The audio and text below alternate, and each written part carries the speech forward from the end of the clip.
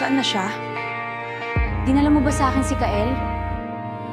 Patawad, senyorita. May kasama siyang albularyo.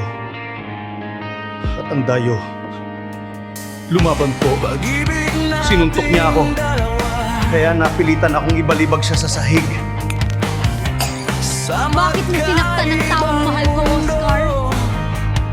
Lumaban po siya, senyorita. Ginawa ko lang ang dapat gawin. Tampalasan ka! Dahil sa ginawa mo, papatayin kita!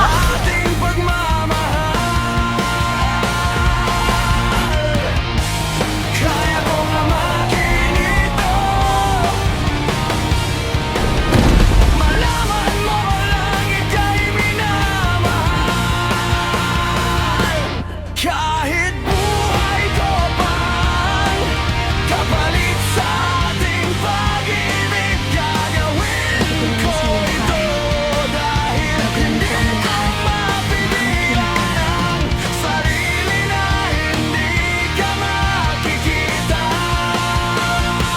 Narito na po ako, senyorita Mara. Kahit Ano pong ipapagawa niyo? Hanapin mo ang lugar kung saan nakikita si Rosa at ang dayo. Susunod, Senyorita Mara. At ililigtas sa kadiliman dahil ayoko na maging tulad ka ng mga nagtatago sa dilim. Kaya ko nga makinito. Paano mo nalaman ang lugar na ito? Malaman mo lang Nasaan si Rosa? Huwag mo nang hanapin ang kapatid ko. Ako ang nasa harapan mo, Kael. Masakit naman. Yung siya ang hinahanap mo habang ako ang kaharap mo. Hindi ko mapigilan ang sarili na hindi ka makikita.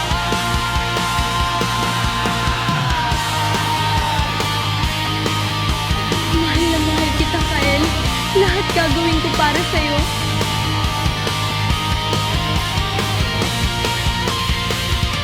Paalam, mahal kong kapatid. Kung sakaling may hadlang sa pagmamahalan nating dalawa, Hindi nila sinabi kung may itinatagong Diyosa ang Isla Bato. Sino ka? Anong kailangan mo rito sa amin? Ako si Lorenzo. magkasama Sa tingin dahil ko, hindi na ikaw ang kailangan. kasamaan. Hindi ako tumatanggap ng mga bisita. Bumalik ka sa inyo. Anay ka rin, Rosa. Mahaba pa ang panahon mo. Masyado mo namang tinakot ang kapatid ko, Lorenzo. Hindi ko kailangan ng isang batang nagkukunwaring inosente na. Kapalit sa ating pag-ibig, Ikaw ang gusto ko. At sa tingin mo, ikaw ang babagay sa akin? Ramdam ko ang pananabik mo sa kapangyarihan, Lorenzo. Busog na ako. Hindi ko isusubo ang tira-tiranin mo. kahit tayo Hanggat ako ang nakatayo rito. magkaibang mundo. Aso lang kayo sa paningin ko.